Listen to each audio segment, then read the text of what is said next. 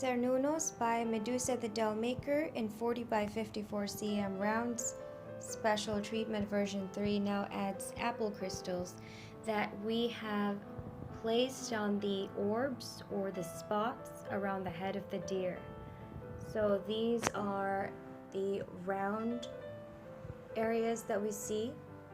Place your apple crystals over there and it will give it this nice monochromatic effect, but with a lot of glisten. Once again, for Cernunnos by MEDUSA the DOLLMAKER, special treatment version 3, we have mahogany pearls that we have sprinkled in the darkest areas of the picture,